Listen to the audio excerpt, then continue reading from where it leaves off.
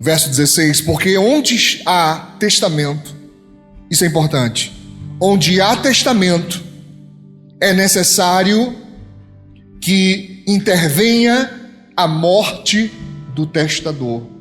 Isso é fácil de entender. Se você escreve um testamento, quem tem família, levanta a mão. Se você fizer um testamento, olha para o seu irmão aí. Como é que será o testamento dessa pessoa? Vou deixar minha casa para fulano, meu pet para ciclano, não sei o que para fulano. As pessoas que você coloca lá como beneficiários, no dia seguinte que você redige o seu testamento, eles podem invadir sua casa e botar você para fora? Podem, mas você não está lá como beneficiário do testamento? Por que não podem? O testamento só passa a ser válido pós-morte, não antes. Então, se ele apresenta um testamento, esse testamento só pode valer com morte, com sangue, diz o texto. Porque o testamento tem força onde houver morte. Ou terá ele algum valor enquanto o testador vive? Claro que não. Por isso também o primeiro não foi consagrado sem sangue. Ou seja, para ser consagrado o primeiro testamento, precisou haver sangue. Por isso a morte dos animais. Por isso eles levavam o animal para sacrifício. Porque não dava para remir o pecado sem que houvesse sangue. E o texto diz isso. Por isso também o primeiro não foi consagrado sem sangue. Porque havendo Moisés anunciado a todo o povo todos os mandamentos segundo a lei, tomou sangue dos bezerros e dos bodes com água, lã púrpura e sopo, e aspergiu tanto o mesmo livro como o povo. Ou seja, Moisés lançou sangue sobre o livro da lei e sobre o povo, para que houvesse aquele símbolo de que há uma remissão do pecado. Você está me entendendo? Verso 20, dizendo: este é o sangue do testamento que Deus vos tem mandado. E semelhantemente, aspergiu com sangue o tabernáculo e todos os vasos do ministério. Ou seja, tudo que pertencia ao ministério precisou ser aspergido sangue sobre. E quase todas as coisas, segundo a lei, se purificam com sangue. E sem derramamento de sangue não há remissão. Não tem perdão de pecados sem derramamento de sangue. Tá claro? Por isso também o primeiro não foi consagrado sem sangue. Mesmo o primeiro testamento, onde Jesus não havia morrido, mesmo ele precisou ser consagrado sem sangue. Tudo bem? Amém, irmãos? Eu repeti aqui o verso 18 para você não se enganar, tá? Porque ele é importante.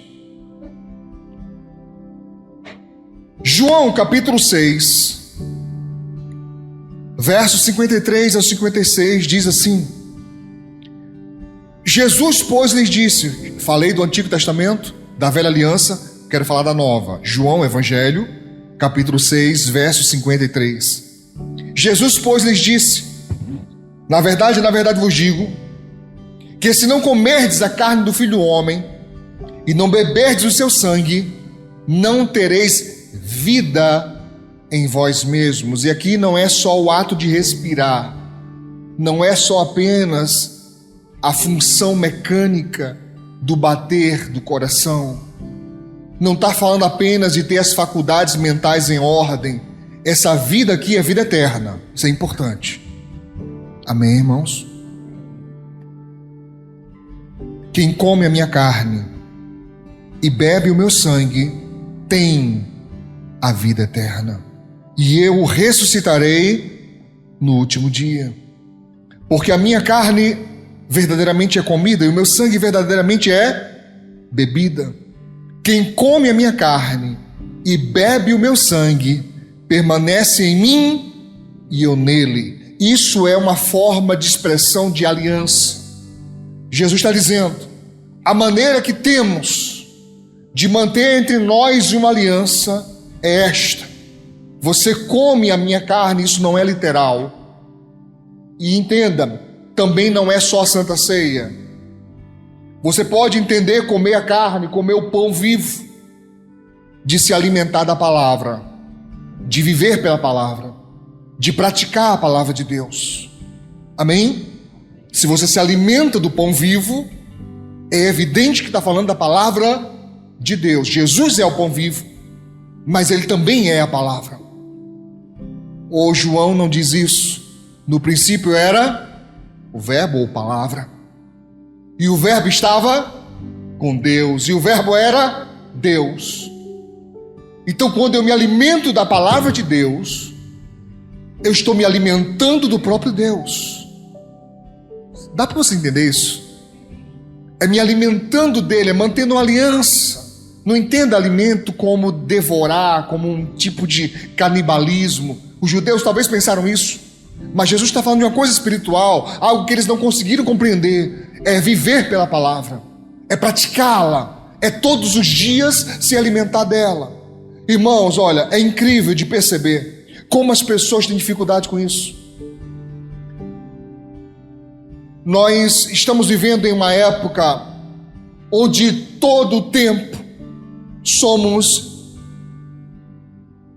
envolvidos, somos atingidos ou alcançados com informações, todo tipo de informação.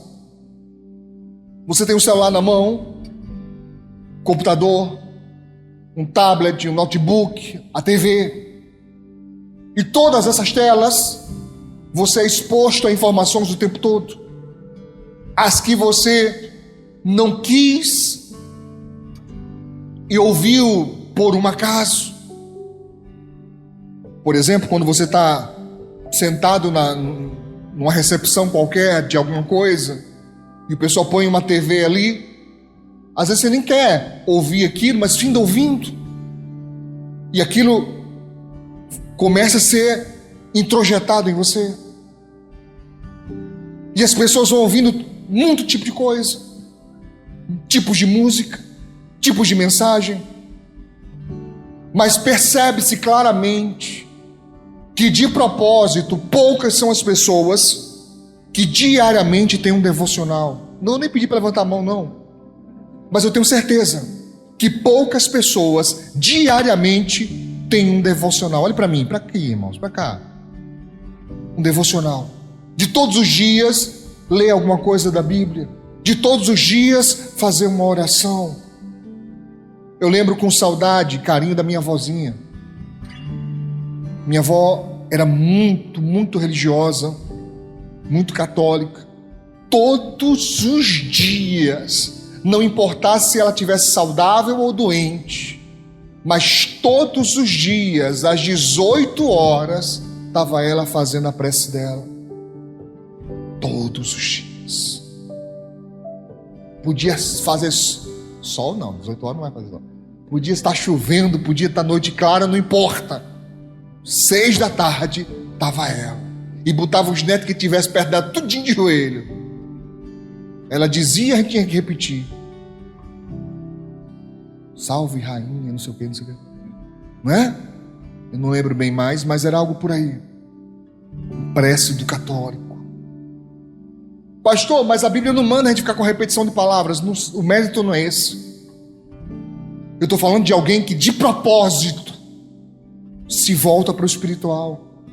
Hoje são poucos, irmãos. A maioria só tem contato com as coisas de Deus na igreja. E olhe lá. E olhe lá. Tem pessoas que nem isso. Me ajude, por favor. Pergunte para essa pessoa: quantas vezes na semana você cultua?